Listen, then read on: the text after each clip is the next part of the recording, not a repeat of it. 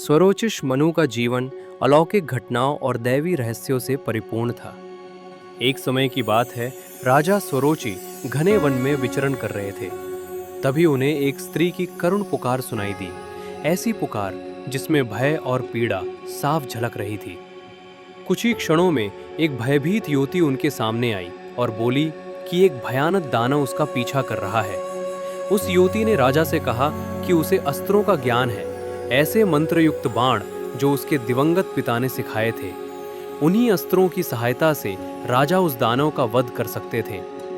राजा स्वरोचि ने साहस दिखाया, दानव से युद्ध किया और उसका अंत कर दिया। दानव के मारे जाने के बाद युवती ने अपना परिचय दिया। उसका नाम था मनोरमा। वो एक अप्सरा थी।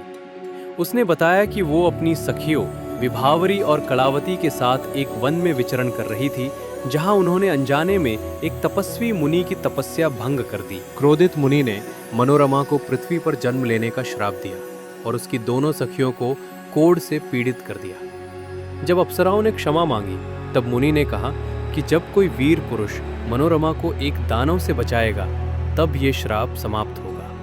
भाग्य की विडंबना देखिए, जिस दानव का वध राजा स्वरोचि ने किया, वो मनोरमा का ही पिता था, जो पूर्व श्राप के कारण दानव बना था। राजा स्वरोचि ने मनोरमा से विवाह किया, परंतु मनोरमा का हृदय तब तक शांत नहीं हुआ जब तक उसकी सखियां पीड़ा में थीं। राजा ने अपने औषधीय ज्ञान से विभावरी और कलावती दोनों को रोग मुक्त कर दिया। कृतज्ञ होकर विभावरी ने बताया कि वो एक गंधर्व कन्या है और उसने राजा को पशुओं की भाषा सिखाने का वचन दिया। शर्त ये थी कि राजा उससे विवाह करे। वहीं कलावती ने राजा को पद्मिनी विद्या सिखाने का प्रस्ताव रखा।